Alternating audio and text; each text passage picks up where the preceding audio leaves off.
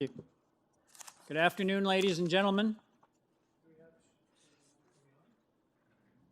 Good afternoon, ladies and gentlemen. During the declared emergency in the City of Toronto, Committee of Adjustment virtual public hearings are being conducted by electronic means through WebEx, an online digital platform, and streamed on the Toronto City Planning YouTube channel. These measures are necessary to comply with physical distancing requirements and a provincial order that limits attendance at public gatherings. This will be a virtual public hearing, and participants who have registered in advance will be able to make their presentations to the committee using WebEx, an online event that is being moderated by city staff. Anyone wishing to view the hearing may do so by watching it on YouTube. Participants who have registered in advance will be connecting either by their computer, a phone or tablet app, or by telephone. All participants will automatically be muted on entry. When your item is called, each participant will be unmuted by the moderator, one person at a time. Only the committee members will be participating by video. Any registered participants will be participating by audio only. We ask that you also mute your devices until you are called on to speak.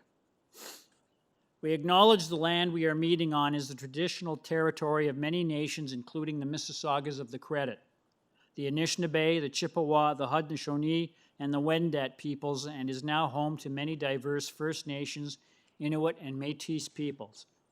We also acknowledge that Toronto was covered by Treaty 13 with the Mississaugas of the Credit. In accordance with the Sections 45 and 53 of the Planning Act 1990, as amended, this meeting of the Committee of Adjustment for the City of Toronto was called to order. My name is Alan Smithies, and I will chair today's meeting. Joining us today on the panel are Nadini Sankar, Giuseppe Bartolo, and Nazila Adarati. Also present are committee staff, Daniel Antonacci, Simon Lamb, and Adam Wills and Brendan Clapp. The Committee of Adjustment considers applications for variances from the provisions of the zoning bylaw that applies to property, permission to extend or alter lawful non-conforming uses, and consent to sever property to create new lots. Anyone in attendance today who wants to receive a copy of the decision of the committee on an application must submit a written request for a decision by email.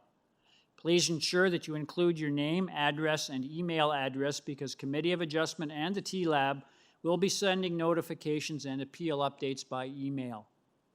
If you do not agree with the decision of the committee, decisions may be appealed to the Toronto Local Appeal Body, T-Lab, or in some limited circumstances, to the Local Planning Appeal Tribunal, LPAT. Appeal instructions are set out at the bottom of the decision of the committee.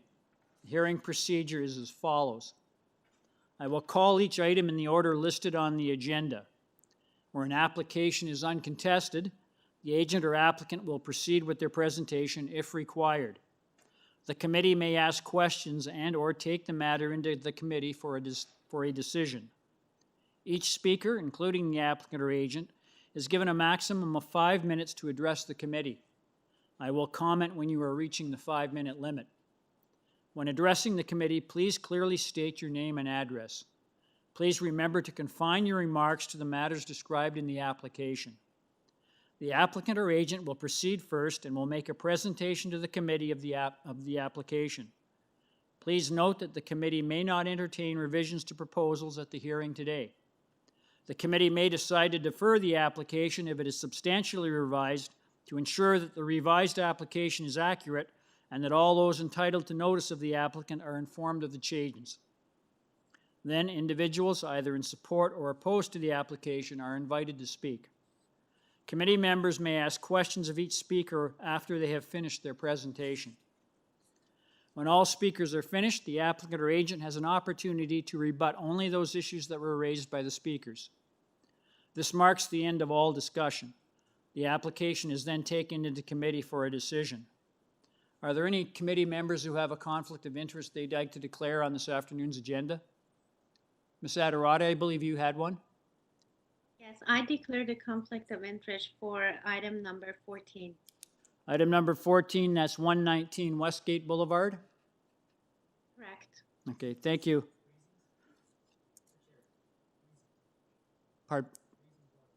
Oh, Ms.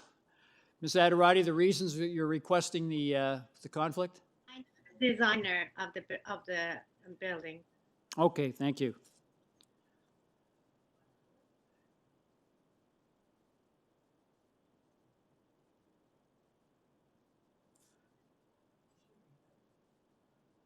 Okay, thank you very much. We'll start with our first agenda item, which is 98 REINER Road.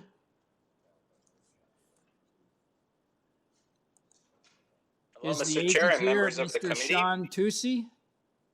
Are you there? Yes, yes, Sir, Mr. can I Chair. get your full name and address, please? Sean Tusi, 2323 Young Street, Unit 503, Toronto, M4P2C9. Great, thank you very much, sir. I just wanted to find out if you've had the opportunity to review the 25th of May report from Transportation Services. Yes, Mr. Chair, we're okay with the conditions. You've seen it? You've seen that report? Yes, Mr. Chair. Okay, so you're aware of the conditions Yes, that they Mr. want the driveway setback a minimum of 1 meter from the adjacent property line to straighten the proposed flared driveway in the public right-of-way, and a notation about, standard notation about closing the driveways and restoring them? You've seen those conditions? Yes, Mr. Chair, and we're fine with that. Should the committee decides to approve, we are fine with the conditions. Okay, thank you. There's also have you seen the report from City Planning dated the 23rd of March? Yes, Mr. Chair.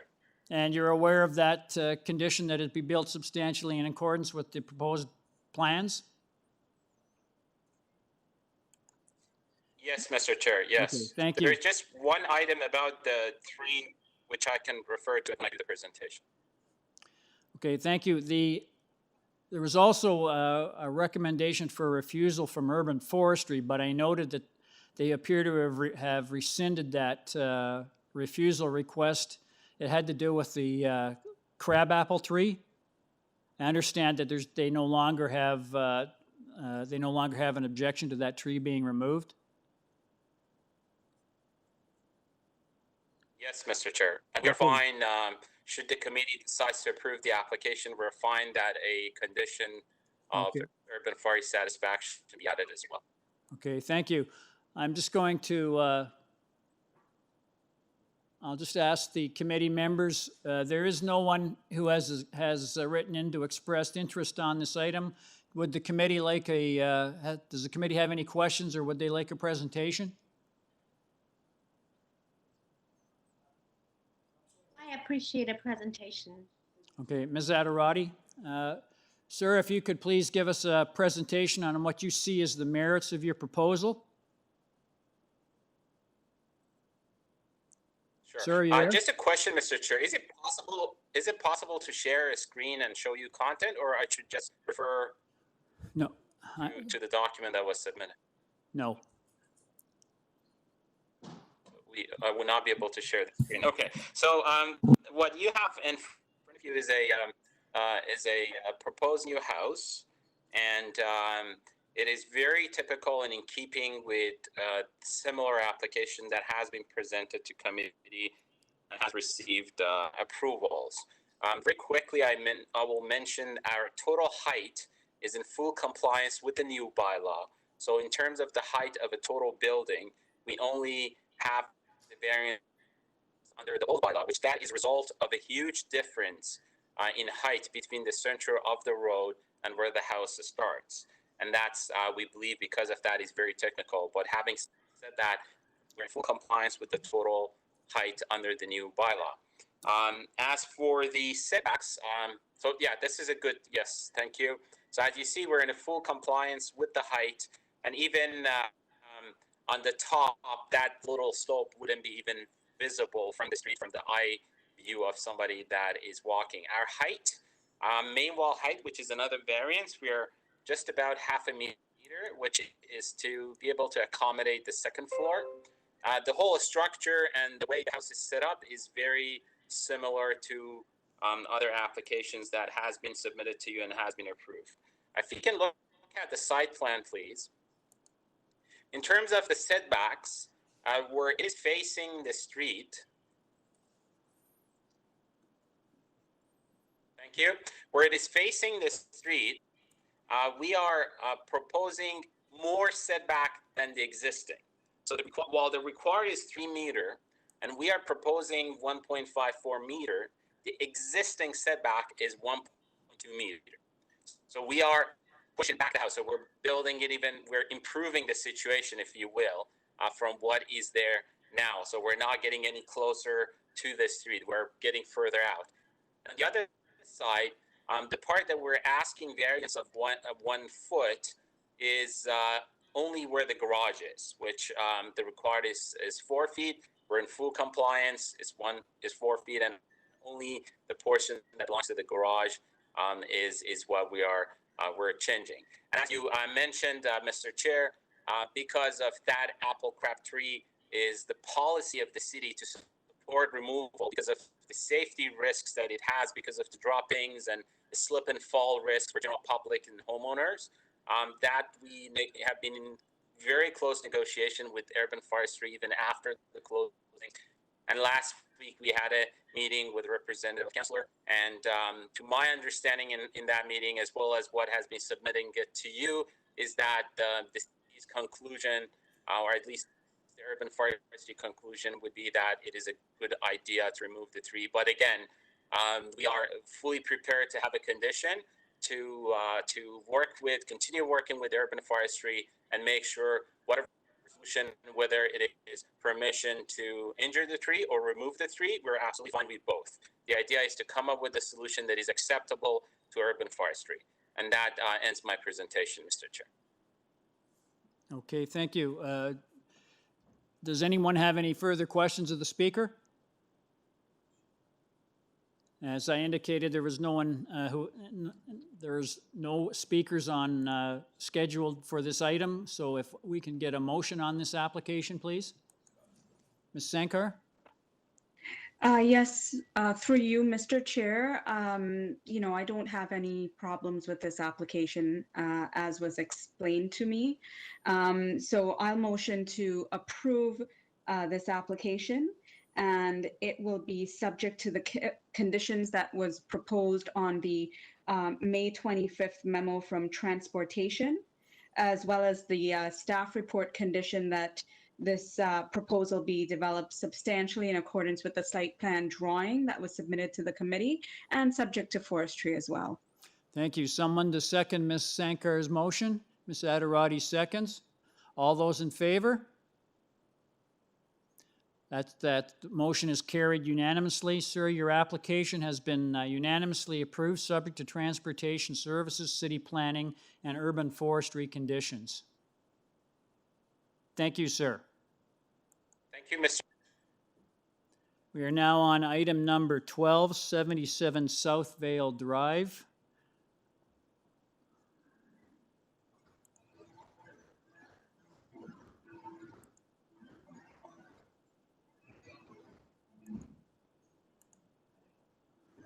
Is there a Kelly Lem present?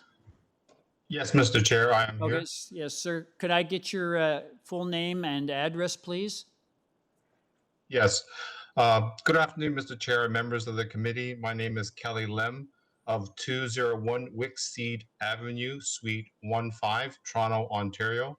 I am the agent for the homeowner. Okay, thank you. I note that there is no one else registered to speak on this item. There are no memoranda that we've received from city staff on this. I'll just ask the committee, does the committee have any questions or would it like a presentation on this application? No, could I get a motion on this application, please? So through you, Mr. Chair, I want to put forward a motion to approve this application with no conditions. Thank you, Ms. Adderati. Someone to second Ms. Adderati's motion? Ms. Sankar seconds. All those in favor? Thank you. Sir, your application has been unanimously approved without condition. Thank you very much. Thank you, Mr. Chair and members of the committee. Thank you. We are now on item number 1331 Chapel Hill Road. Yes, I'm here. Let me just see here. Is Tomas Gorel there? Yes, I am here. Oh, thank you, sir. Could I get your full name? And I hope I pronounced that correctly. If I get your full name and your address, please. Yes, so my name is Tomas Gurel. I'm the applicant for 31 Chapel Hill Road. Okay, thank you, sir. I noticed that we have one other person here registered to speak on this item. I will ask, sir, I'm just going to go through. I understand their city plan, you've seen the report from city planning that indicated they had no objection to your proposal, provided that you surface the driveway with permeable materials? Correct, yes, I saw that. Okay, thank you. I'm just going to ask the committee, would you like do you have questions on this application, or would you like a formal presentation?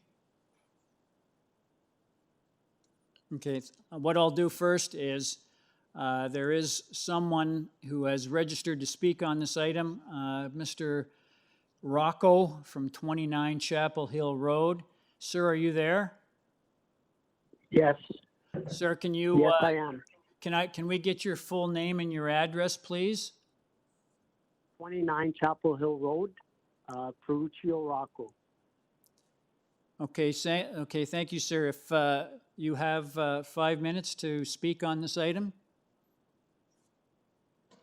Okay, my concerns are if there's bylaws in place, should we abide by the bylaws? There's a couple of items that are not exactly the way the bylaws are, and those are just in concern. Can you repeat that, sir? I was having trouble hearing you. Can you repeat that? What your main concern is? Because we'll have the applicant speak to that. Okay, there's bylaws in place. So, like the bylaw, and should we abide by the bylaws in place? Sir, I'm having trouble hearing you. Can you speak into your phone? Yeah. Okay. My concern is the bylaw. Which bylaw is that, sir? There's several bylaws. Should we abide by the bylaws? Which one? Bylaw 569-2013. And that's a recently harmonized citywide bylaw, sir. Okay, and there's a few of them. If you see the one that says bylaw 7625, that's an old bylaw from one of the legacy municipalities, which has been more or less rescinded by 569-2013. No, as long as the structure is obeyed by the bylaws, I don't have any problems. It's just my problems are when the structure is not according to the bylaw. That's the purpose of this meeting, sir, is to see whether a variance from that bylaw would be appropriate. Okay. That was my question. My question was by the bylaws. As long as it's built by the bylaws, I don't have any objections. Sir, are you For example, okay. bylaws or something like that? So is it safe to say, sir, that you're opposed to the bylaw? You're opposed to the application? no, I'm just to certain sections, like section 11, bylaw 7625 in the height. So which particular variance are you opposed to, sir?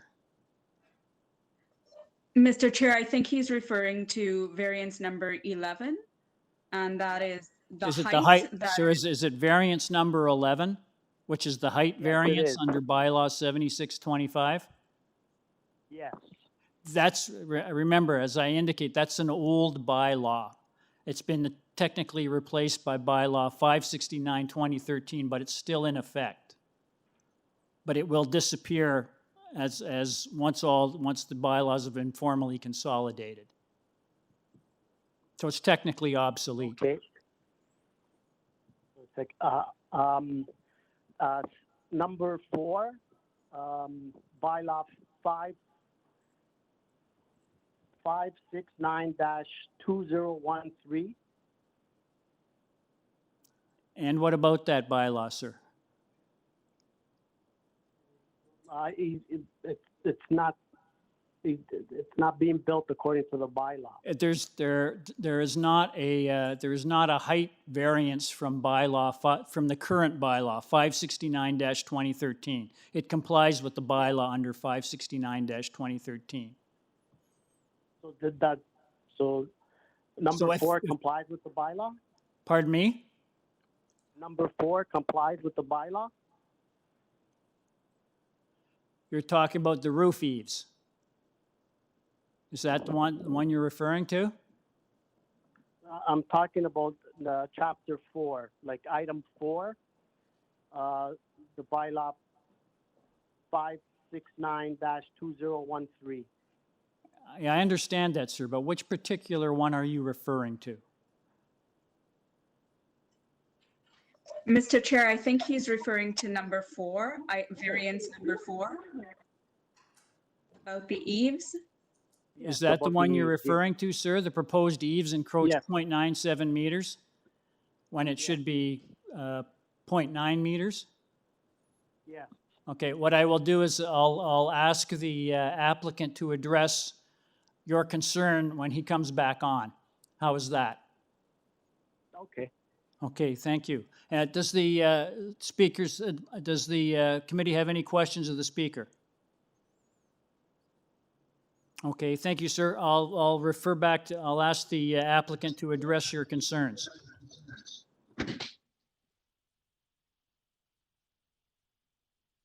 Can you guys hear me? Hello? You've heard the comments that were raised by the previous speakers. Speaker, can you, Yes, I did. okay, it seems his issue is with the variance number 4. So variance number 4 came about when we were going back and forth with planning, and they wanted us to comply with one of the side yard setbacks. So we complied with the side yard setbacks on the left side of the house, closer to Richard Clark Drive. And on the right-hand side, we brought that over and have a 4-foot setback there right now. So that variance now is basically the eaves goes into the encroaches into the area where it's allowed by 0.07, which is 3 inches. Okay, so in your opinion, is that an issue? In my opinion, no, only because our overhangs are 12 inches, so we didn't make larger overhangs. We just shifted the house over, and by default, there was the variance when we were going back and forth with planning. Okay, thank you. Does the committee have any questions of the speaker? There being none, we'll take the matter into committee. Can I get a motion on this application, please?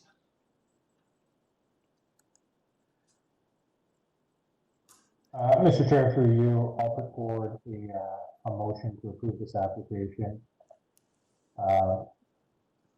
with the condition that permeable materials be used for the proposed driveway and subject to the conditions of the urban forestry report supply. Okay, thank you. Mr. Bartolo, you're recommending approval subject to the city planning condition about the permeable materials in the driveway and subject to urban forestry conditions? That's correct. Yes? Yeah, I'm having trouble hearing you. Sorry, Evan.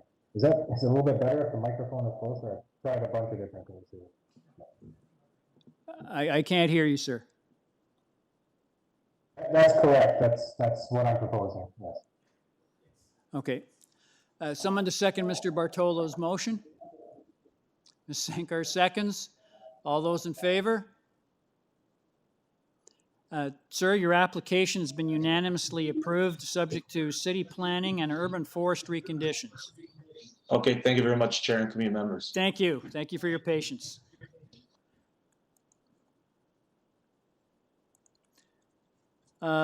Ms. Adderati, I believe the next one, which is 119 Westgate Boulevard, you have the conflict on this one. So if you would step aside, thank you.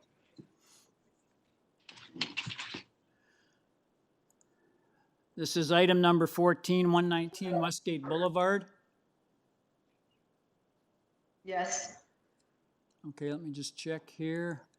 Item number 14, we have the agent, Parisa Amiri. I hope I got that right. Yes, madam, can I get your full name and address, please?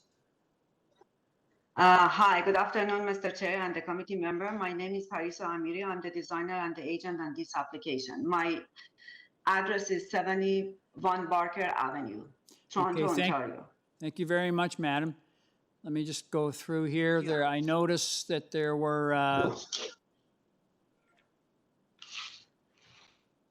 no comments from city staff other than recommendation for standard conditions from urban forestry. There is one other person who is registered to speak. Pardon me, ma'am. There's one other person registered to speak. So, madam, if you could give us a brief presentation on what you see as the merits of your proposal. Yes. In terms of the urban forestry, we are working with them and we got the approval. We just waiting for go forward and put the boarding up and get the clearance for the building permit. We were working with them since few months ago. And then based on the variances that we got from the zoning review, we are asking for 4 variances, number 1, 2, 3, 4. Number 1 is the side setback, which is existing setback that we are continuing the existing for the back addition that we are proposing. And number 4 is the old bylaw height variance that we are okay, and we are complying with the new bylaw, and the other one is conflicting with the old bylaw. In terms of the length and the coverage of the proposal that we are asking for is because our client, Rabbi, bought this house for this reason, that the neighborhood houses are longer than that existing house, and he has 6 kids, and he wants to space for his family. So instead of going through intense interior alteration, because the house already is multi-level, he wanted to have addition at the back to be comply with to be informative with the other houses in the neighborhood. If we check 121 Westgate Boulevard, even with the addition that we are proposing at the back, they are longer than our house. And they are in support of our application. We are 3rd house on the street, and the one which is at the corner, it's almost 21 meter length. And 117, which is the other neighbor, immediate neighbor of our house, has the addition longer, about the total length on the other side. We are not seeing on the site plan, but if we go through the Google map or city bylaw map, you would notice that one is almost 18 meter, 90 centimeter in total length. So we are asking for 18.16 meter in total length, and in terms of the lot coverage, the total lot coverage, it's kind of complicated to calculate, because in part of it we don't cover for the main floor, and the whole coverage is going to the 2nd floor. So having said that, based on the neighborhood and on the other hand, we haven't had any comment from the urban, from the planning department. We think what we are asking is fair based on the neighborhood and the sizes of the houses in that neighborhood. Okay, thank you very much, madam. Does the And, committee? sorry, one more thing I add. The other reason that we are adding that additional land to the back, because we studied the shadow and sun study, which is very common website in the city, which is sun-direction.com/city/13465, Toronto, and we check it. We are not covering any sunlight for our neighbor at 117, because we are almost on the north side of our neighbor. Okay, thank you, madam. Does the committee have any questions of the speaker? Ms. Sankar? Yes, thanks for your presentation. I would like to find out a little bit more, in terms of the setbacks as well as the coverage.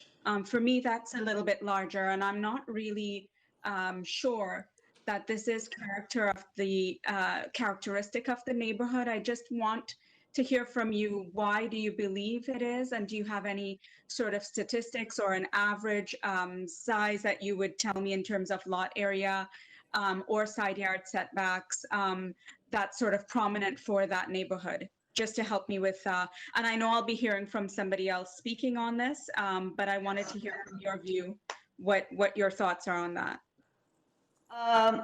Actually, based on the side setback, we are only continuing the house that the line that we have. On the other side, we are complying, and even on the other side, we have 1.95, which is the requirement is 1.88, and in this side, we are continuing the existing line of the house that we already have. And the Westgate has, especially in this boulevard at the end of the, it's at the end of the boulevard, and there are only few houses, and well, we don't have any other houses to compare, because after two houses, the Westgate Boulevard will end to some sort of ravine. And this is the existing condition. We are not proposing like new construction. And in terms of the mass, this is a multi-level design, and it's two-car existing garage, which doesn't have the living space at the main level. The main level, if you go to first floor, it's very small, because of the design of the house, original design of the house. And what we are doing is just continuing a little for a kitchen area, and that's why we think it's going to be fair. Although the number of the lot coverage is higher based on the bylaw, but first of all, on the main floor, we are not covering the whole coverage, and on the main floor, we are only covering 32.83%, because 16.90 square meter is not covered on the main floor, it's only on the second floor. And again, because this original house is a little bit complicated in the design, the small proposed at the back created these conflict in the bylaw. Okay. If we compare the mass of the house to the other houses in the neighborhood, even in Google Map, we would thinking that this is a fair proposal. Okay, thank you, madam. Any further questions of the speaker? Okay, thank you, madam. I'll just ask, Shelley Levine there? Ms. Levine, are you there? I am. Yes, Yes, madam. can you hear me? Yes, madam, could I please get your full name and your address, please? My legal name is Rochelle Levine. And my Okay. address is 117 Westgate Boulevard. Okay, thank you, madam. You have the floor. Thank you very much. So we're 117 Westgate is the southern side of the property. And if you want to put up that drawing with the 3 lots beside it, that might help the committee. But in any event, I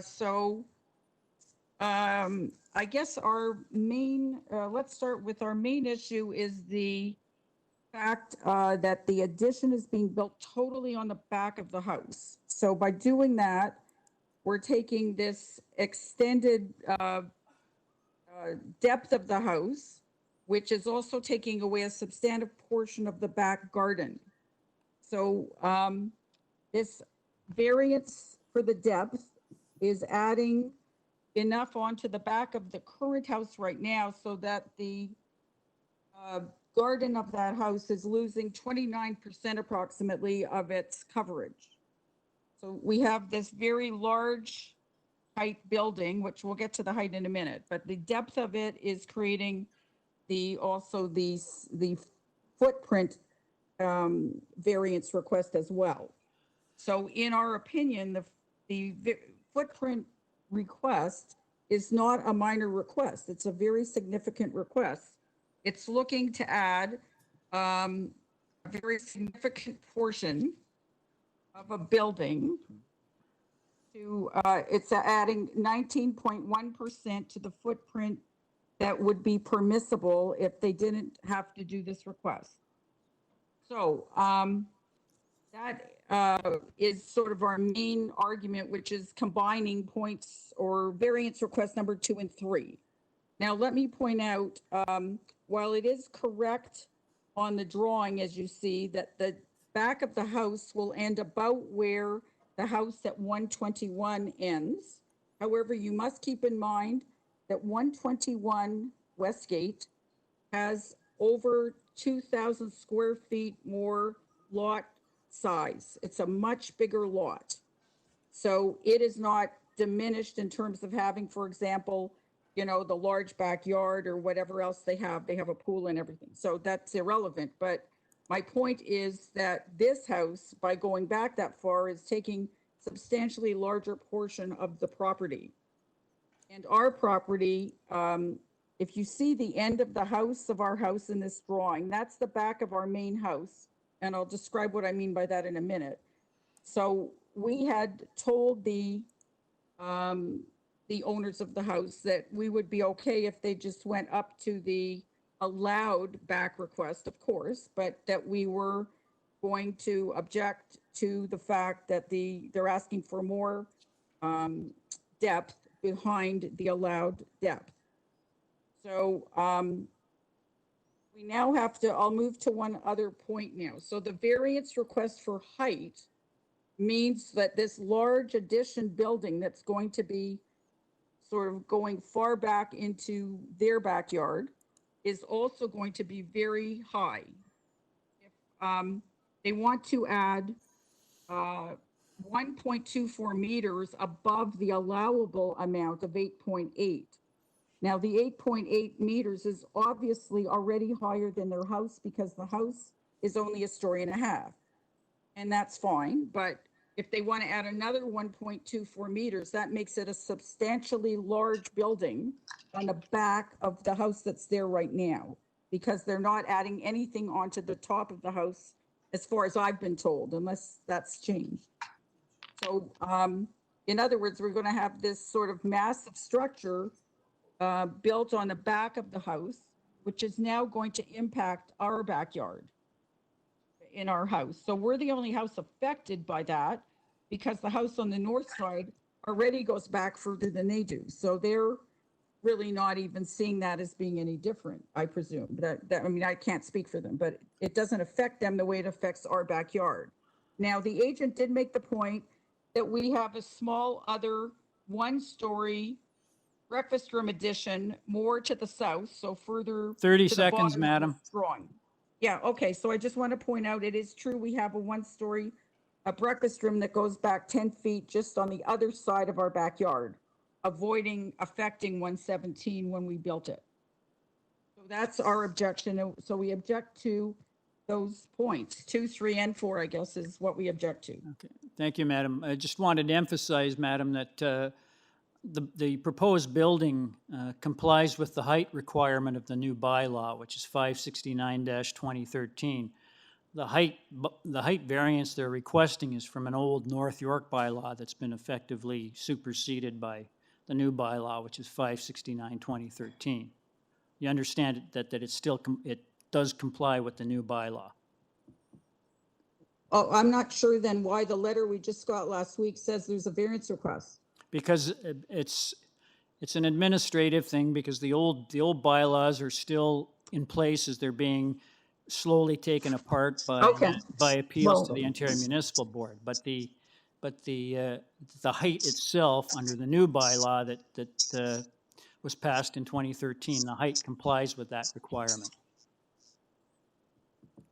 And we had told the owners that if they didn't go back so far, we had no issue with the height anyway. Pardon me? And we had no issue with the height if the house didn't go back as far anyway, the depth, if the depth didn't go back as far. All right, So thanks. it's okay. It's okay what you said. It's okay. I'll just ask, does the committee have any questions of the speaker? Okay, thank you, Madam. I'll let the applicant will also address the height issue as well. Are you there? Yes. Madam, you heard the comments from the neighbor at 117 Westgate. If you'd like to comment on that, please. Yeah, sure. As you said, the number 4, the height variance is based on the old bylaw, and this house is on a very steep, positive steep slope lot, and the old bylaw counts based on the middle of the road to the middle of the slope roof. So that's why it went high. If we go to the south elevation, the highest point of the peak is 866 meters. It's not that a big, giant house that we are proposing. Still, we're going to be a little bit lower than the other houses, the new houses. And if we take a look from the street to the houses, 117 looks like 3 full story because it has underground garage, which is not allowed anymore, and it's a double car garage is almost 400 square feet. And they have living space on top of it. But our house is only like split level, and that area of the garage is taken away from the living space. So this is for the height. And in terms of the length, we are not asking anything for the depth. We are asking for the length. And even with the bylaw, we would pass their house by 1.07 meter, even with the bylaw. And another addition, 1.6 meter that we are asking, it doesn't have the big effect that they are mentioning. It's not a huge that they can see at all. And we don't have any backyard setback, and we don't have any issue with the green area. And probably what she saw, it's because the project manager at the house is taking away the existing pool, and we are converting that one to the green area. Still, we have to the closest point from our addition to the closest point of the backyard, we still have 11 meter 87, and toward her house we have 13 meter 34, which is not a small backyard. So having said that, it's the effect that she's mentioning is not huge, and it's going to block their view. No, it's not, because it's only a corner, and in terms of the light that I explained to you before, it doesn't affect daylighting for her at all. Her backyard is very dark because they have lots of mature trees, and it's almost shadow. Unfortunately, I cannot share any photo with you, but we took photo right in the morning, and it was all shadow.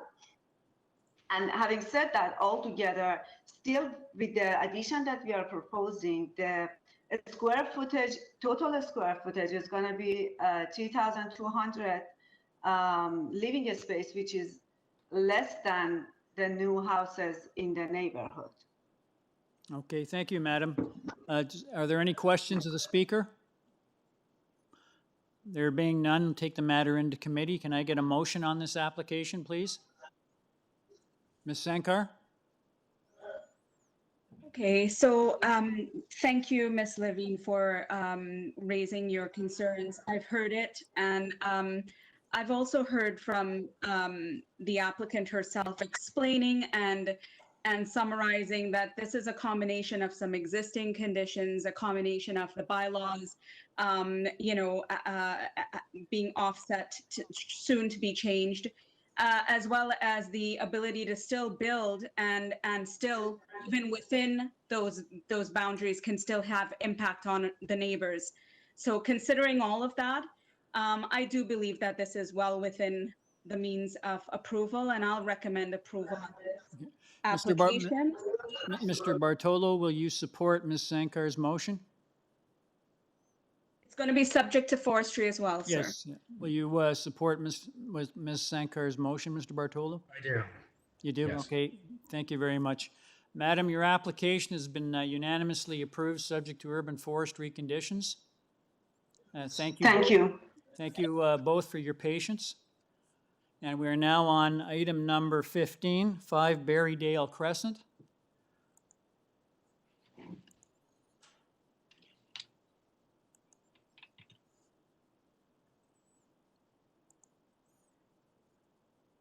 And we have, let me just see here. We have the agent here, and there is no one registered to speak in interest on this item. I'll just ask the committee, does the committee have any questions of the applicant, or would they like a presentation?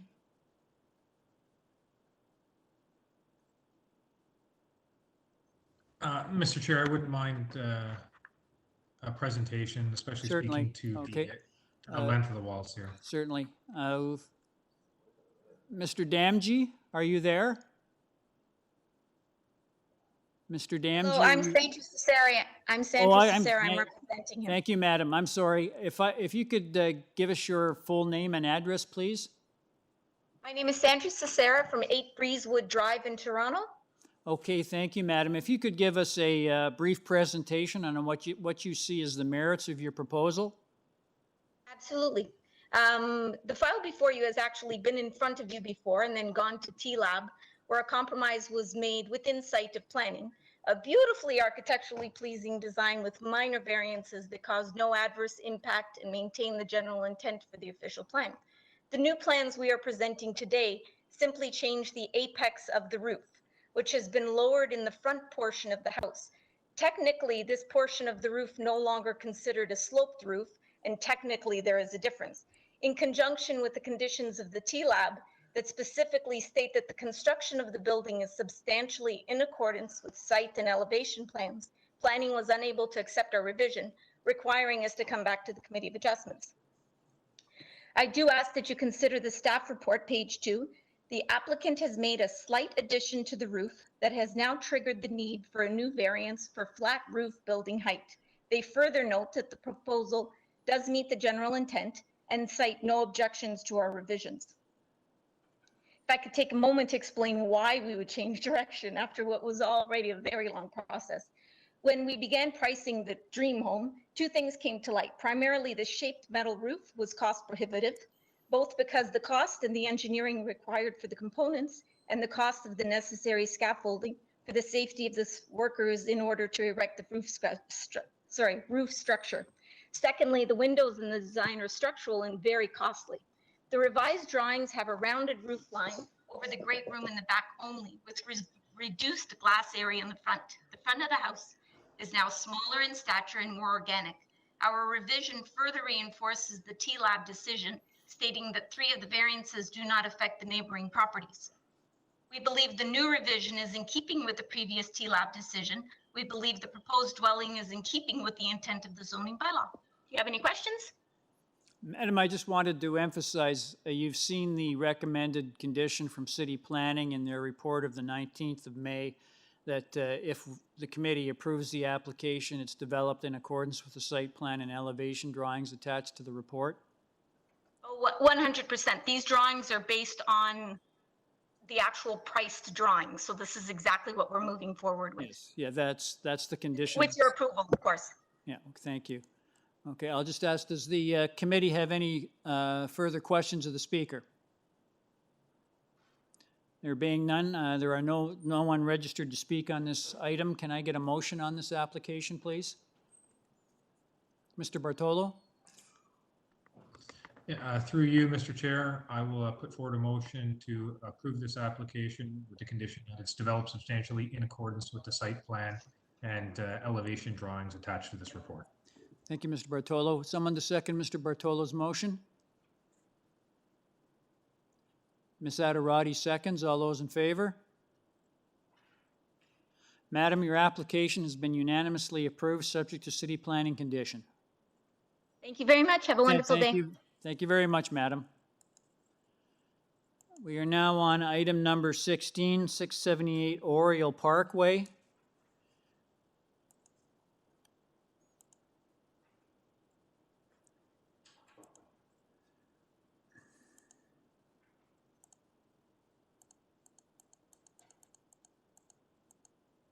You ready to start? Okay, now 670 Oriole Parkway. Is the agent here, Mr. Rose? Yes, Lauren Rose, Yes, 388 Mr. Spadina Road. Rose, could I get your full name and address, please? Lauren Rose, 388 Spadina Road. Okay, thank you, sir. There are a number of people registered to speak, so if you could give us a brief presentation on what you see are the merits of your proposal. Just a moment here, I want to take a look and see what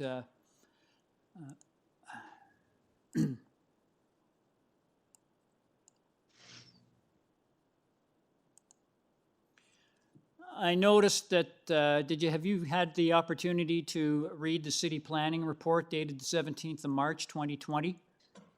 Yes, I did, and we worked very hard with planning to come to a compromise that they could support. We have no problems with the conditions.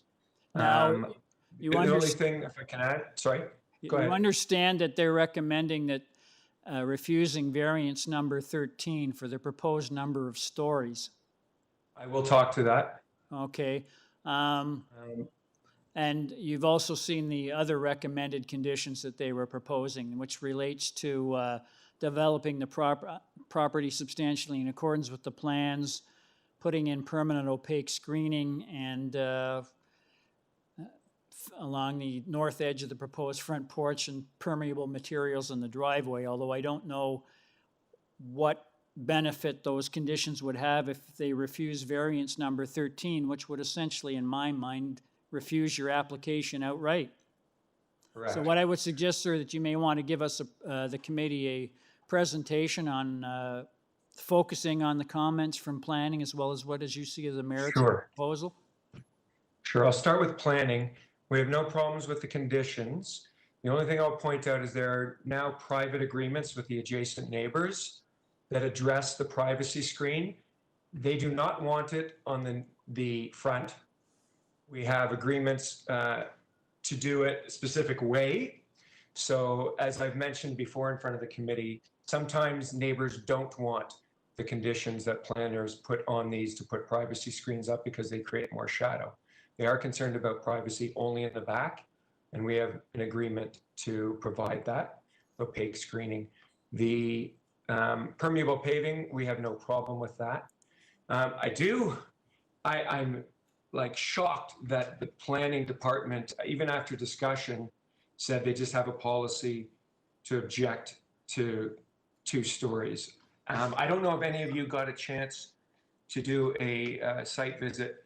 This is my first hearing, as like I said, is yours by video. I did do one in Richmond Hill, and they allowed me to share a screen, so I had lots of pictures for you. But I will say this is the last bungalow on this side of the street every other house is basically, almost every other, is a 3-story house with a garage on grade, which makes them look like 4-story houses. There is actually a house on the opposite side of the street that is a 4-story house. So the fact that planning doesn't support this, and keep in mind, is odd because it's only in the RD zone. Now, every zone around this little area is zoned R. It's just one little patch that is zoned RD. I was not aware of this as a variance. In fact, the zoning examiner missed it because it's so rare. So I'm not sure how anyone could object to a 2-story house with flat roof, I guess, is the reason. It's also the reason, I might add, that the OAA has appealed the bylaw and why the old bylaw is still in effect here, because it's architectural control. So there is a house 2 doors down to the north, which is virtually identical to this house. We have a lower height, smaller density. So I'm not quite sure where this comes from, other than the planner said it is policy and we must object to it. It makes no sense. Okay, I just wanted to ask, sir, you indicated that you had an issue with planning's, well, you had an issue with the planning's recommending refusal of the number of stories, but you also had an issue with their recommended condition that there be screening or fencing along the north edge of the proposed front porch with a minimum height of 1.5 meters. Was I correct that you worked out something privately with the neighbors on that? So the neighbors want screening only on the rear porch. They, pardon me, they want screening where? On the rear porch, on each side. On the east side? On both each sides. On each side. And one of them wants it 6 feet high. We'll agree to whatever they want. There's a private agreement for their support. And they both withdrawn their objections. I hope that you have that. It was received. So you worked out an agreement for opaque screening on each side of the front Amongst porch? other things that we've agreed to, yes. Okay. All right, thank you. I'll just ask the committee, does the committee have any questions of the speaker? Through you, Mr. Chair, I don't have on file any withdrawal of letters of objections. We've got a number of pieces of correspondence here, quite a lot of objections, and I don't have anything that sort of cites a private agreement that has been sort of written up for us to see in order to, eliminate what planning's concerns were. Through you, Mr. Chair, I'm not sure what we have. Sorry, through Mr. Chair, I could share with you Ms. Greco's email confirming receipt of 2 letters of objections from the adjacent neighbors. I don't know how to share that though. I thought I would be able to share screen, so it's unfortunate I can't. Well, sir, said that if you do approve this, they could appeal, but you have my word that there is private agreements. I can send you an email. I can send it to Adam Willis right now. You want to hold it down or something? well, that doesn't work in this kind of a format. If I can, we'll park that issue for now because we have 2 other speakers here who want to be heard. So, sir, I'll let the other speakers come forward. Is there a Michael Cohen here? Mr. Cohen? Yes, I'm here. Yes, sir. I'm here. Yeah, thank you, sir. Michael You Cohen. have the floor. I'm the owner. Okay, if I'm you. the owner of 67. Oh. Yes, I'm the owner of 676 Oriole Parkway. Okay. I can confirm, what Mr. Rose has said, that we have reached a private agreement with the owners of 678, and we withdraw our objection. Okay, now with respect to this, the screening, is that 1.5 meters? That's a private agreement between you folks. You've specified what type of materials, all that sort of thing? Yes, we withdraw our objection in its entirety. Okay, all right then. Do you have any further comments on the application? No. Thank you very much. Okay, thank you. And just a moment, sir. And Ms. Sankar, you had a question of the speaker? Yes, I do, Mr. Cohen. I would like to, I understand that the applicant has said that it's the last remaining bungalow. It's within an area where the homes are looking like 3 to 4 stories. I would like to hear your objective view on that to see if that seems to be problematic for you. Is that really the character of the neighborhood? I believe the neighborhood is in transition. I believe Mr. Rose has represented it correctly. Thank you, sir. Thank you, Mr. Cohen. There's again, next speaker is Joan Kendall Weston and David Weston. Are you there? Mr. Chair, neither Joan Kendall Weston or David Weston appear to be present. Pardon me? They are not present. They're not present. Okay, so there's no one else to speak. Okay, go back to Mr. Rose. You've heard Mr. Cohen speak. I don't know that there's, if you may want to comment on it. I've been out to the site. I think personally, I've been out to the property, so I tend to agree with your observation that there are quite a few newer homes on this street that are 3 stories tall. So I agree with that particular observation. I was a little puzzled by planning's comment, but I can see where they're coming from. Anyhow, you have the opportunity to just address that concern, address these comments made by Mr. Rose. I'm grateful that he was on. I did not know that the neighbors had signed up to speak and support us. The other neighbors were the people who, I guess they tuned out, but that's who was there. I appreciate that. I didn't know that they were going to attend. I knew that they withdrew, so I'm glad that they concurred. Helps with my reputation. Okay, I also want to emphasize that this is a public forum, and you have stated publicly that you are putting in opaque screening on in accordance with that private agreement you've worked out with the abutting neighbors.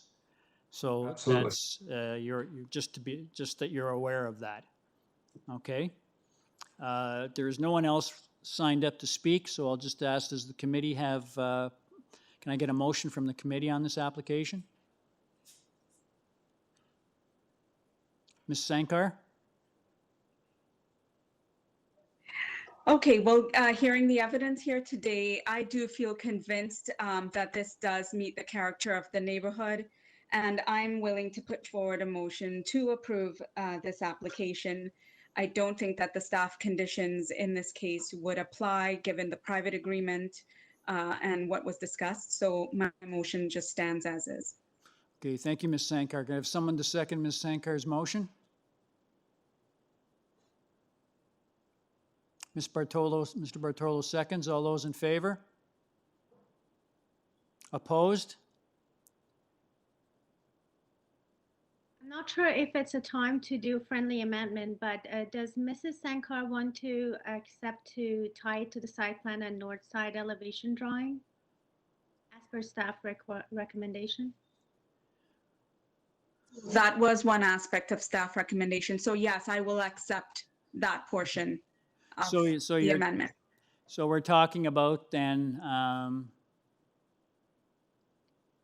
and also the that the property be developed substantially in accordance with the site plan and north side elevation drawings submitted to the Committee of Adjustment attached as attachments 1 and 2 to their report. Did I get the premium material to be used for the proposed driveway and the permeable right. pavers? Yes. Okay. I accept that. Okay, thank you. So again, on that amended motion, all those in favor? Okay, sir, your application has been unanimously approved, subject to the following conditions: that the property be developed substantially in accordance with the site plan and north side elevation drawings submitted to the Committee of Adjustment, attached as attachments 1 and 2 to their report, and that you that the permeable materials are to be used for the in the construction of the proposed driveway. Thank you. Okay, Mr. Rose, thank you very much. We are now on item number 17, 55 Addington Avenue.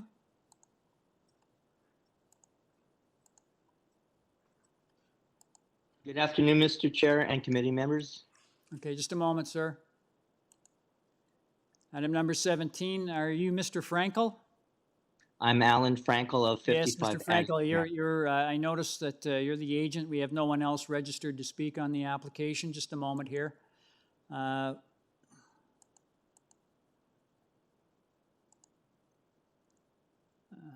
Okay, I'm just going to ask the committee, pretty straightforward what you're asking for in the application, sir. I'll just ask the committee if it requires a presentation or they have any further questions. No? I indicated also that there is no one else who's registered to speak, so if I could get a motion on this application, please.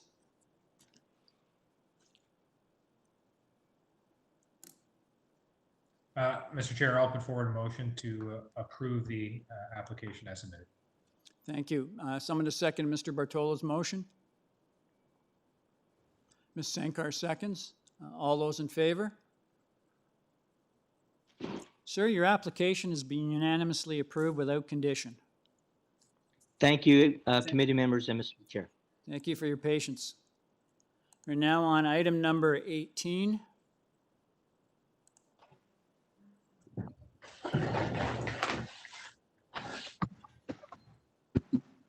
We have number 18. We have a number of speakers here. Mr.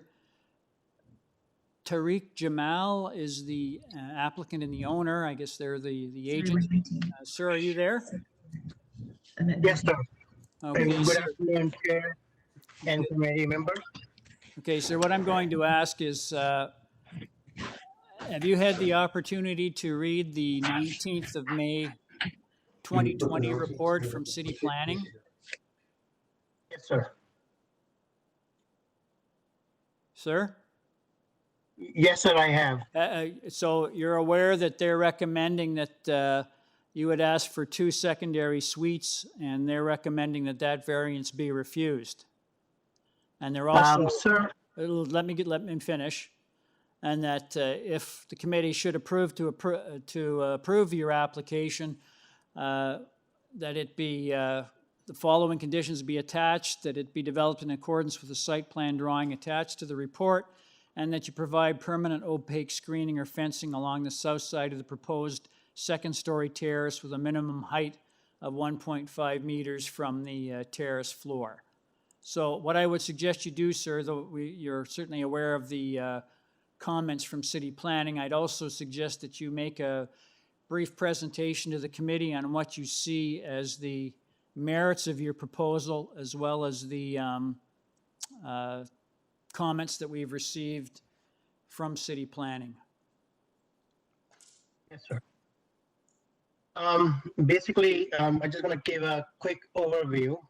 We have received 7 letters of objections and 1 from Councillor Denzel. And what happened is initially we submitted some proposal back in January, and then that date got postponed, and we worked the city and revised some of the recommendation by city and building and zoning, and we removed the extra suite option. So we only have now 1 allowable suite. So we are in compliances with this, which is item number 9.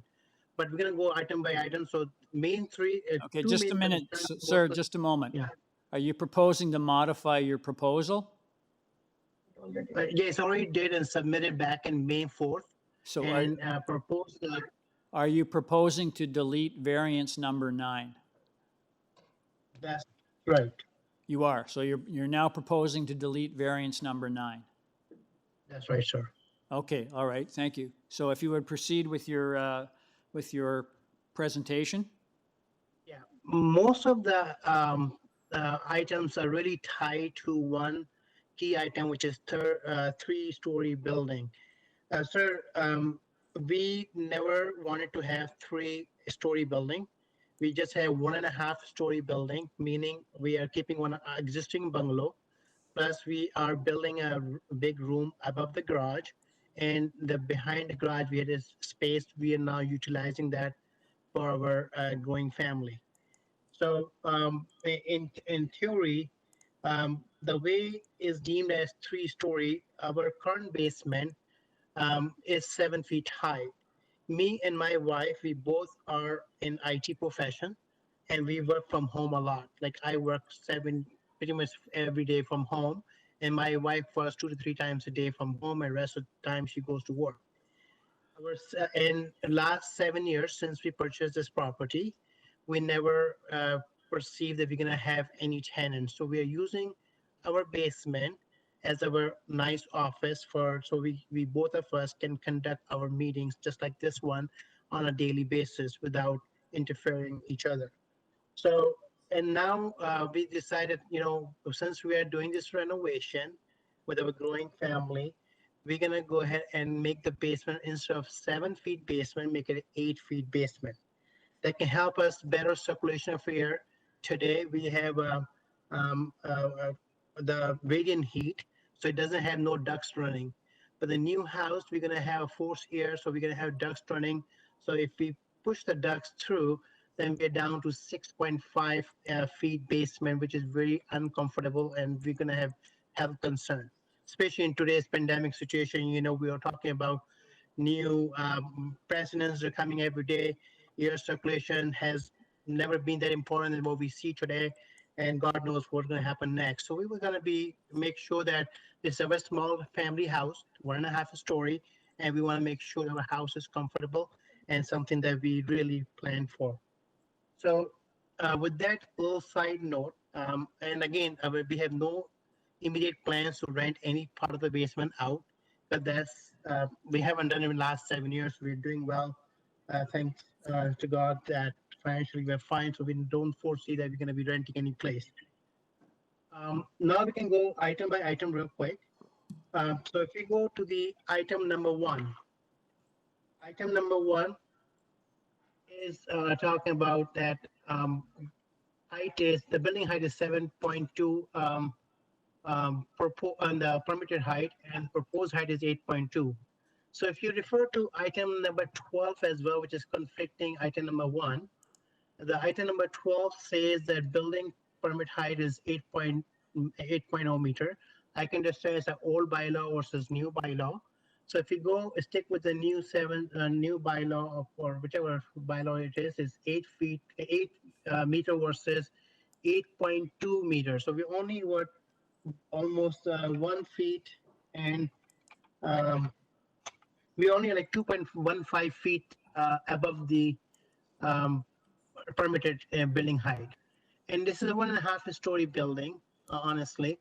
So basically what we kept is 8 feet basement, 10 feet our main floor, and 9 feet our second floor, which is really 1.5 over the garage. So we can have one nice comfy room there. So with that in mind, I'm not sure how this 3-story building came in from. I understand that the reason it was given to me, since we are going above the grading. Okay, sir, you have to wrap it up. Okay, sir, you have to finish. Yeah.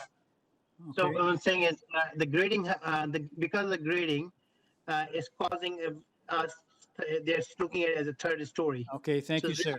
I Thank believe you. it's a 2-story building. Thank you. Does the committee have any questions of the speaker? No questions. We'll proceed to our speakers list.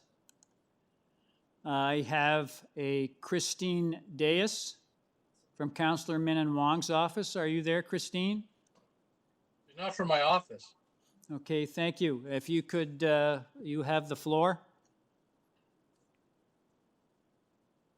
Hello? Oh, I'm sorry, Councillor Min and Wong. I'm sorry. Hi.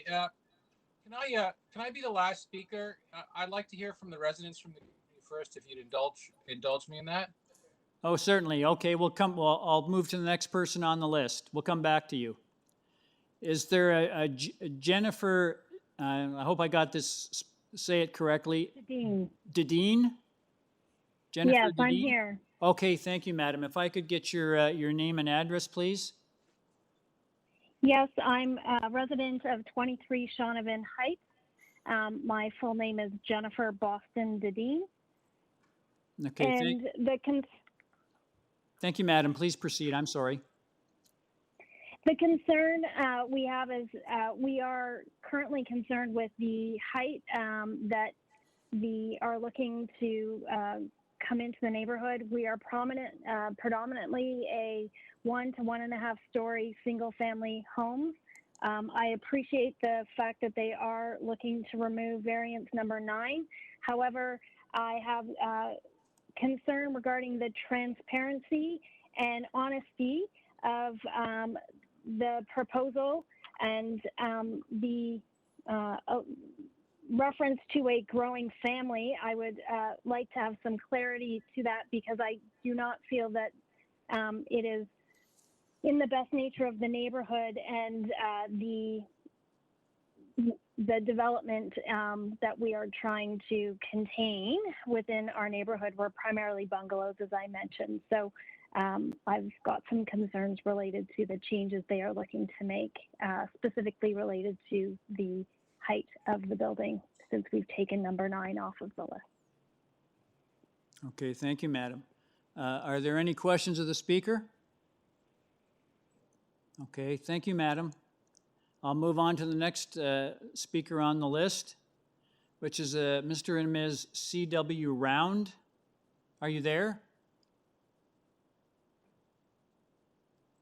Mr. and Ms. Round?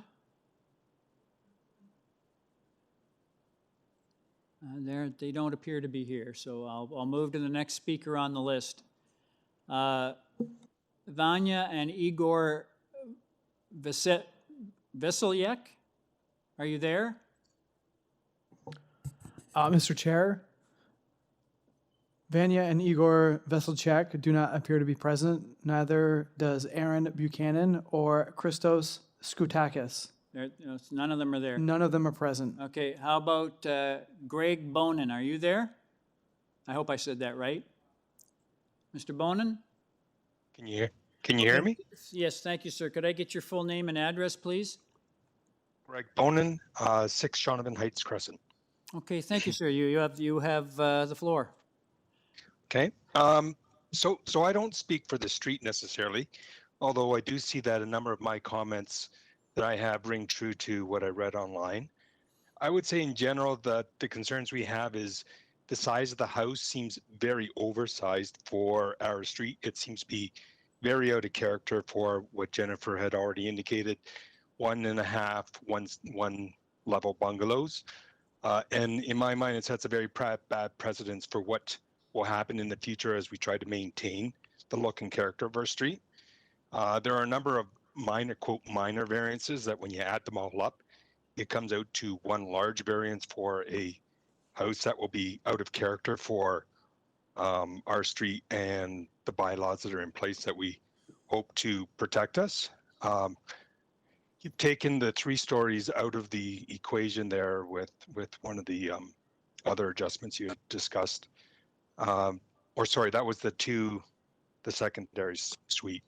The 3 stories, I guess in question of instead of going a meter above what the bylaw says as opposed to digging down the basement to add the extra height, that would alleviate some of the issue as to too large, too high of a house in terms of the neighboring houses around it. And in terms of just the occupancy size of that house, if it's being used for future rental purposes, etc., it's a very quiet, small street, and there's very little parking in that location. I would be overly concerned with extra vehicles and extra cars in a short laneway parking on the street or elsewhere. Not sure how they would get around finding adequate parking for more than 1 or 2 vehicles. So in essence, I'm just voicing a lot of the same concerns that my neighbors had in terms of the application in its present state and how it would fit in with the character of the neighborhood. Okay, thank you, sir. Does the committee have any questions of the speaker? There being none, I'll go back to Councillor. Are you there? Can you hear me? Yes, hi, Councillor. You have the floor. Excellent. Well, thanks. It's nice to see you all. I don't get to come up that way very often, so I'm liking these online meetings. It lets me see you face to face, and you might actually get to see me. We might get to see each other more often because of this. I did want to speak to this item. I think there's been a certain level of interest since this the notice went out. I think I contributed to that because on Saturday I distributed a flyer to the neighborhood personally. During the day, I dropped all the streets on SHAUNAVON Heights and behind on Lionel Heights Crescent. And I had an opportunity to talk to some of the neighbors while I was going on my walk. And they told me that they knew something about it, but they weren't. And the applicant or a representative of the applicant had gone around about a year ago. They weren't aware of the building height, and they weren't aware of the second suites. And when I put that to them that was taking place, there was a large measure of concern. The other speakers are actually quite correct. It's a very quiet street. They're bungalows by and large. Not that means that they can't put something else on it. 3 stories, I think, and the building height is I think excessive. I think the planning department got it right to refuse the second suite, 2 second suites. I don't think that street was made for the additional traffic that might generate. And I think the residents one of the thing I picked up on is maybe not this owner, but the future owner might be wanting to use that property for something like an Airbnb, and that's not appropriate for that quiet street. So my concerns are to the building height and the extra story, as well as the second suite. Now, if the applicant would he be interested in deferring this and could get support from the street, I would be happy to defer it. In the event that he's not, then I would ask you to make those changes to the building height, the extra story, and of course the secondary suite. Thank you, Mr. Chairman. Nice to see you all. Thank you, Councillor. We'll go back to the, just a moment. Does the committee have any questions of the councillor? Okay, thank you. We'll go back to the applicant, Mr. Jamal. Are you there? Yes, sir.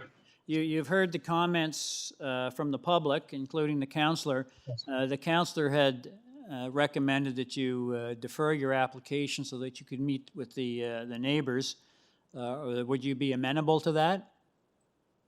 Sure, I have no issue with that, but I think both of our neighbors next to us, 24 SHAUNAVON and 28, and even 30 they have, or 32, 36, they do not have any problem. We already spoke to them, and that's why they say that that's fine. If you need any support, we'd be more than happy to provide that. Okay. And I think it's very important to make it clear. Okay, sir. Sir, I just need a yes or a no. Are you in Yes, in sir, no favor of problem. deferring it? I'm not in favor of deferring it right now without explaining the answers what other speakers asked. So one of the speakers from 6 SHAUNAVON Heights, Craig, said that we are going too high. We are at the lower side of the corner. It's a circular street. So our neighbor is higher than us, and by feet adding 2.1 feet high above the 8.2 versus 8.0 meter, it's not such a subsequent amount considering that we already at the lower lot. So because it's not going to alter any look and feel of the neighborhood. Okay. We only have 2 houses built recently with Sir, a 10-feet basement. sir, can you as just well. can you just give the committee an answer? Are you in favor of deferring the application or not? Yes or no? That's all No, sir. that's all you have to No, say. no, sir. No, sir. Okay, well, that's fine. Okay, well, you can finish up what you were preparing to say in response to the other speakers. You have 30 Yes, seconds. so no problem, sir. Like I said, our lot is a premium lot. It's at the corner at the lower side of the circle. Our next door neighbor house is higher than us.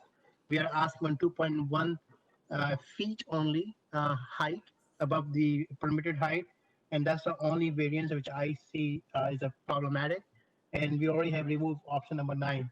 And we won't gonna put any privacy screen that is required for the sake of our privacy as well as for the neighbor privacy. Okay, And thank we you. have, Sir, your 5 minutes is up. Thank you. Does the committee have any questions of the speaker? Ms. Adderati? Yes, through you, Mr. Chair. I also would like to ask the speaker to explain variance number 8.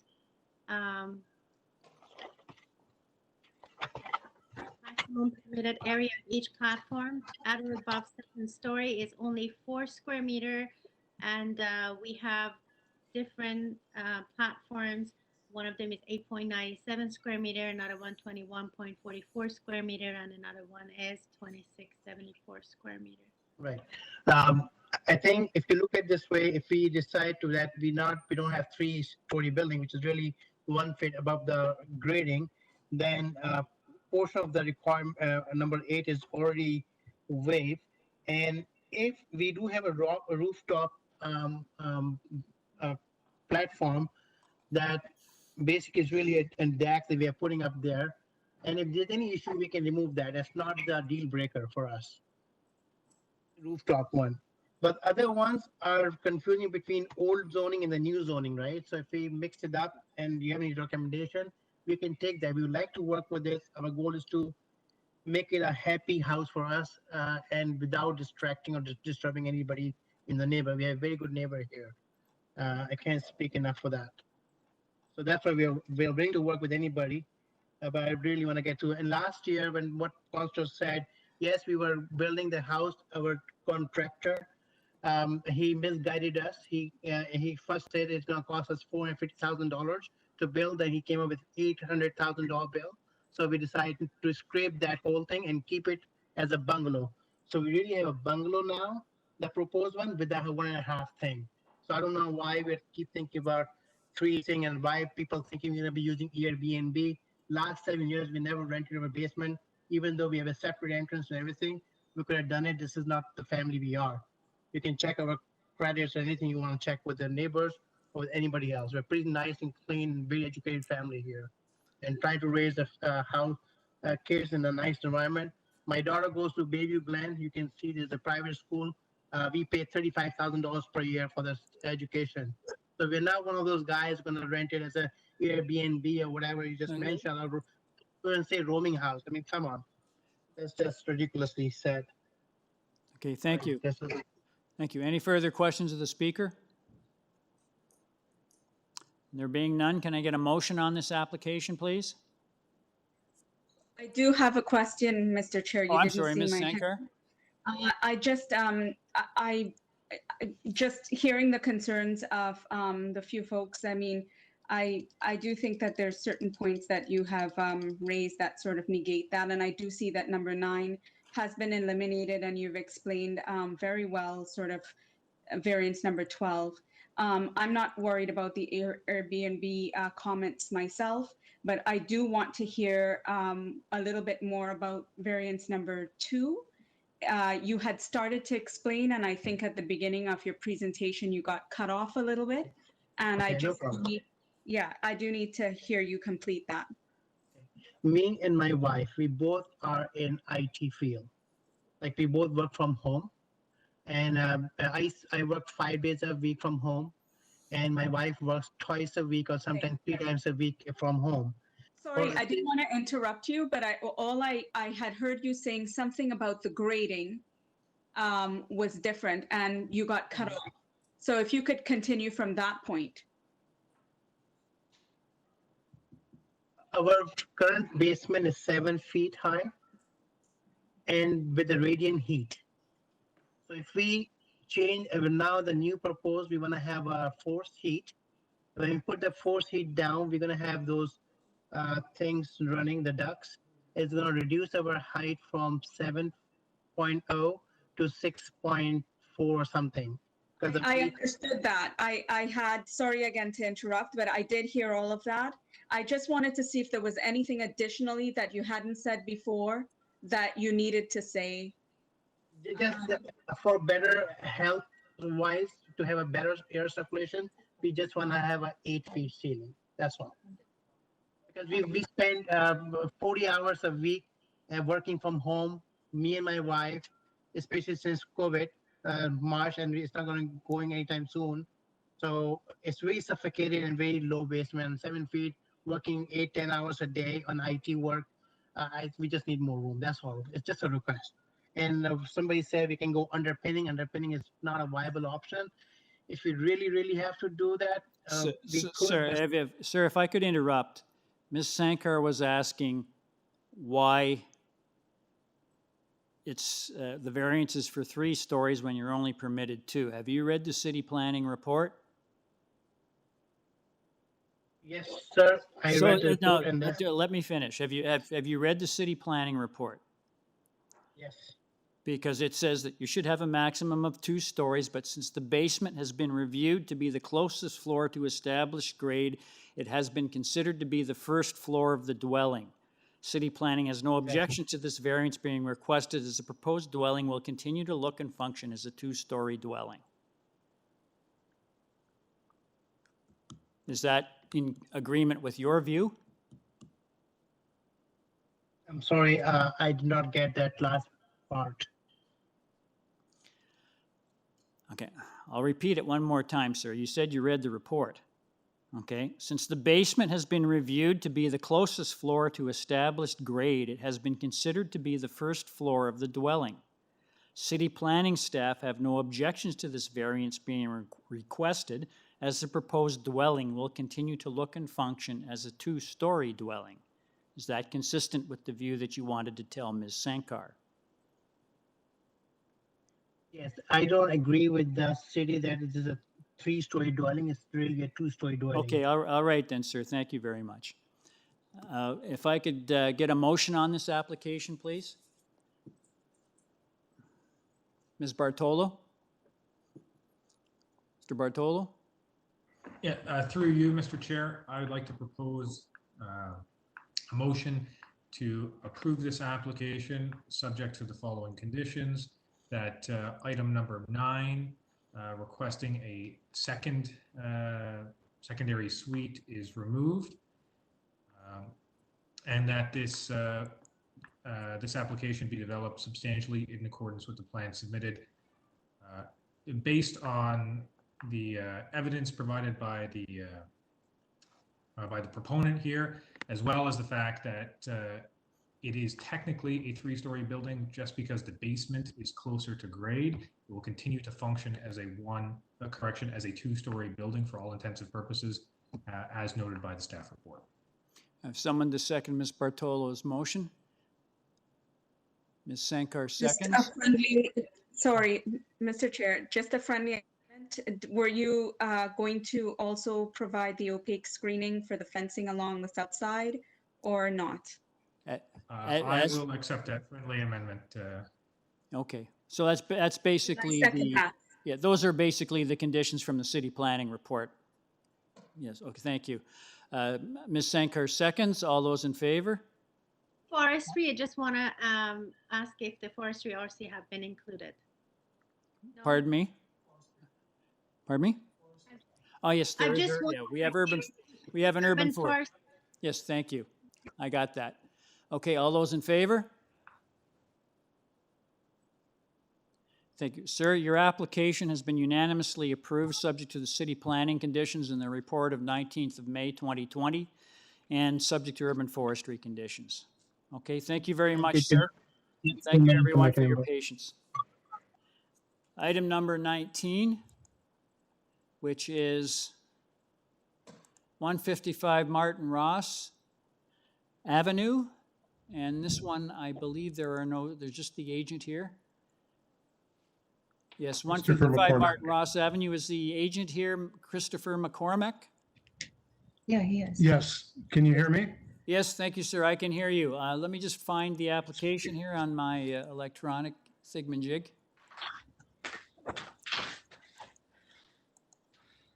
Okay, this is, we have no one scheduled to speak on this item, sir. I'll just ask, it's pretty clear what you're asking for. There's the one variance with respect to the loading space. There's no comments from any city division. I'll just ask the committee if it has any questions or would like a presentation. I appreciate a presentation. Okay, Ms. Adderati, sir, if you could give us a very brief presentation on what you see as the merits of your proposal. This is Christopher McCormack speaking. I'm an architect at 22 McGee Street, working for the client, and I know well the landlord, and we've had comments of support from the adjacent units. Essentially, this is an unusual situation for me as an architect to be involved, but in the application that we made, we came across a bylaw that exists from before 2013, which describes a use of a building for cannabis production that would have been scaled for the growing of cannabis back in the early days. Subsequently, the Government of Canada has made an approval in 2018, and even before that, in 2016, they started to recognize that there were micro producers. This client for this use is just planning to make infused beverages. In the early days, you had to drive a truck inside the building so that the material coming or going was considered completely secure. For this proposal, and we have letters from Jennifer Caldwell, who's an expert consulting in the cannabis industry, and also a letter from 360 from Paul Curry, who's in the security business in the cannabis industry. They've both written very explicit and supportive letters describing how this client meets and exceeds not only what the Government of Canada expects in their regulations for this facility, but also it actually meets the conditions of this bylaw, except for the provision that the truck goes inside the building. What we have created is a loading dock where the truck backs up to the loading dock and is sealed against the building before the door opens. Then the product can come in and out in a secure environment within the building.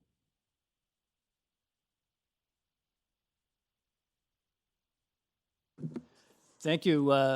Any further questions of the speaker? There being none, again, I have indicated we have no speakers registered for this item. If I could get a motion on the application, please. Ms. Sankar? Mr. Chair, through you, I motion to approve this application. Thank you. Someone to second Ms. Sankar's motion? Mr. Bartolo seconds. All those in favor? Opposed? Ms. Adderati dissenting. Sir, your application has been approved without condition. Thank you very much. Thank you all. Thank you. Last item of the day, we are at item number 104 Fairholme Avenue. And we have two speakers registered here. Mr. Rubinoff, are you there? Yes, I am. Okay, thank you, sir. Could I get your full name and address, please? Yes, it's Glenn Rubinoff, and it's 697 Mount Pleasant Road. Okay, thank you, sir. I'm just going to, we have a speaker here, so if you could give us a brief presentation on what you see as the merits of your proposal. Sure, thank you. Good afternoon, everyone. This is an application for a new home on Fairholme Avenue.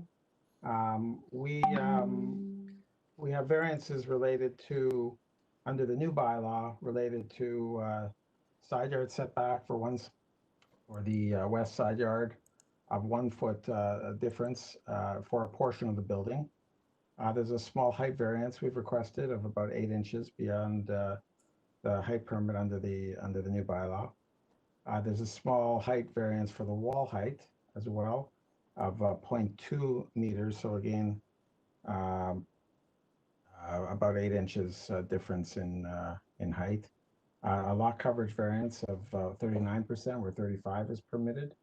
And under the old bylaw, we have some. I would refer to them more as related to the site conditions of it being on a bit of a raised from the road, because the height's taken from the road. So the differential here is really related to the site condition. So those final two variances related to building height and first floor height. We've done our research. There's one of the documents I provided. One of the supporting documents is a map of the area, which shows some of the redevelopments on the street, and it indicates that many of the variances we're requesting have been approved, and this is not unusual. This is not an unusual building designed for the area. It's for the family, but my clients have a large family, and this is an opportunity for them to have the space that they need. But certainly the coverage has been, if you look at the map here, you see coverage. There's some side yard setbacks, overall height. All of these items have been previously granted through committee. We feel they're minor. They're like I said, the height differential accounts for the old bylaw stuff, and with the new bylaw, it's really the overall height is really for the front portion of the roof only. The rear portion is fully in compliance. It's really just that front ridge comes a little bit higher, so it's not for the whole building portion of it. And the side yard setbacks only for a portion. Yeah, that's showing the little peak of the little triangle in the corner there. That's what the variance is addressing. And the side yard setback, if you look at the site plan, you'll see that it's only for a portion of the building. It's not for the entire length. So we are being mindful of it. And of course, if the original building on the lot right now is almost right on the property line, the old building, indicated in the dotted line there. So we are improving the side yard setback conditions. We also have no impacts as far as trees. The driveway, all the trees are protected. We did had an arborist come out, and they're all protected. There's no issues related to that. So I would say, based on those comments, that's all I really wanted to point out. But I feel that it's a minor variance, and that's all I wanted to say. Thank you. Okay, thank you. Any questions of the speaker? Yes, through you, Mr. Chair, I would like to ask to get some explanation regarding variance number 4, lot coverage 39% versus the maximum coverage, which is 35%. Yep. So I mean, this is an area where the lots are rather shallow. They're 103 feet deep. We don't have a length variance for the house. The house is actually compliant. It's less than the maximum permitted length. It's really just a fact the lot is shorter than typical. It's 103 feet deep. It's not as deep as most other lots, and that's why you've seen so many of the lots in the area also have asked for and obtained lot coverage variances. It's really to make the plan work for them upstairs. If we start shortening the house, we start to lose some closet space and some of the room space, and they have a large family, so we're just trying to accommodate for their needs. It does leave the backyard. We don't have an issue in the backyard with regards to setbacks. We are compliant in that regard, so we're not pushing anything really in terms of footprint impacts. Okay, thank you, sir. We have another speaker scheduled, which is a Ms. D'Angelo. Are you there, madam? Yes, I am. Madam, can I get your full name and address, please? Teresa D'Angelo, 102 Fairholme Avenue, Okay, North thank York, you. M6B2W9. Okay, I can approve. Hi, can I start speaking? Okay, you have the floor. Thank you. I can appreciate that these are all minor variance changes, but I am the immediate neighbor on the corner in an original bungalow with a flat roof garage, and I just want will the new dwelling be built within the property line? I think it's been answered, but I just want to make sure within the property lines that are within existence now. I didn't follow that argument, madam. What was that about the property lines? I believe that I heard the Rubinoff Group say that they are going to be building the new building, the new dwelling, within close to the property line? Which No, property no, line? At the, if you look at the, if you look at the plan that's been submitted with the application, there's setbacks from both, your number 102, correct? yes, so I'm on the east side of 104, Yes. if I'm saying that correctly? The proposed building has a setback of 1.83 meters. Mr. Rubinoff can correct me if I'm wrong, but there's a setback of 1.83 meters from the, from your, it would be your west side lot line. So 1.83 meters is roughly 6 feet. Okay, but I'm on the east side. So there's a, yeah, you're on the east side, yes, and that's what I said. yes, but this says, sorry, this says only the west side yard setback is going to be from 1.8 to 1.5? Yeah, and it's 1.8, the setback is 1.83 meters from their east property line. So it's a 6-foot setback. A 6-foot setback, but that doesn't go right across. It's just on the west side then. Which is actually bigger than the existing setback. And that's going to be throughout, but that's going to be the backyard. It'll be bigger. Larger. It's bigger than what's there now. Adjacent to the building. In terms of spacing. In terms of which? Spacing, a backyard, like I think what threw me off was the west side yard setback. Well, let me, what I'll do is I'll let Mr. Is that your concern? Yes, and then just number 5, the height of 8.8 to 9.75, since I am the lower property, but I appreciate that's within the minor variance change, correct? So, yeah, so what I'll do, madam, is if those are your two concerns, I'll have Mr. Rubinoff address them when he comes back on the floor. Okay. Well, Right. And number 3, the exterior main walls are from 7.5 to 7.7. Again, minor, but it seems to be 5 out of 6 increases of minor variances, which, being the neighbor on the corner, are not minor to me. Okay, we'll let Mr. Rubinoff address those concerns when he comes back up. Thank you. Okay, thank you, madam. Mr. Rubinoff, are you still there? Yes, I am. Yes, as you pointed out, the side yard setback on the side next to you, we're in compliance. The setback requirement is 1.8 and we're 1.83. So we've increased the distance to your property from ours. So there's more distance between, and that goes for the length of the building, which you were asking. So I just wanted to clarify that. So we are on that side of the house, we are complying with the side yard setback.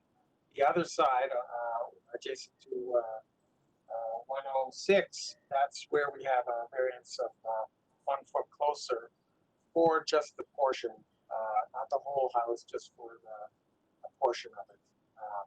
And then it steps back to 9'6" at the rear portion. So in both of those cases, just to want to clarify that we're increasing the side yard setbacks on both sides from what's existing. The other thing that I wanted to point out is you mentioned about the height under the old bylaw.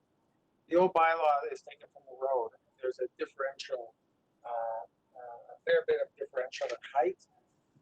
And that old bylaw is something that will not be around. Hopefully, at some point this year, we'll see that variance, those variances no longer applying.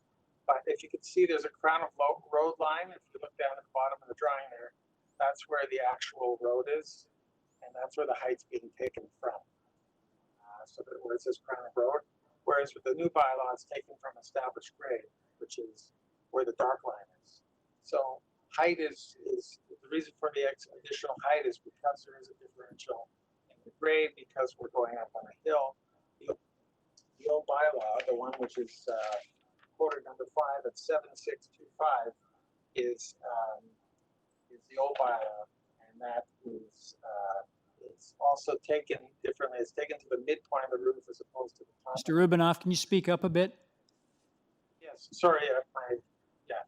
So yes, so the height is taken under the old bylaw from the crown of the road to the midpoint of the roof. And because of the change in the grade at the front, that accounts for the reasoning why we have that variance there. The other item you mentioned was the wall height.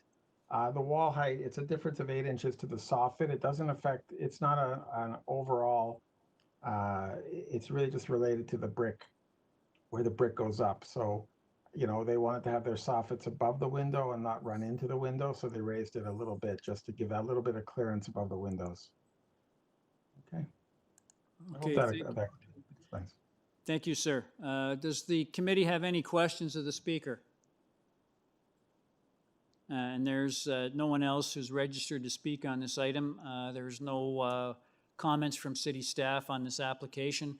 If I could get a motion on this application, please. Ms. Sankar?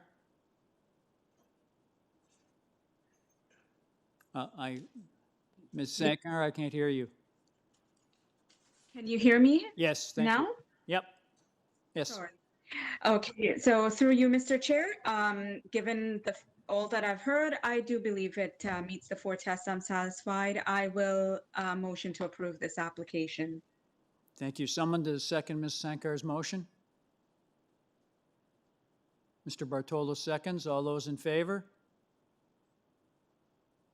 Opposed? Ms. Adderati dissenting. Mr. Rubanov, your application has been approved without condition. Thank you very much. Thank you, and thank you for your patience. Can I have a motion to terminate the meeting, please? It's 2:54. Thank you, folks. Well, Yep, I put forward a motion to terminate at 2:54. terrific. Thank you very much. Motion's terminated. It's terminated. What's that? Do we need a second? Okay, can I get a second? Mr. Bartolo seconds. Thank you, folks. You've been great. Thanks for putting up with me. You've been great. Thank you. Thank you, teams. Have a great day. Good. Yeah, you too. Take it easy. See you later.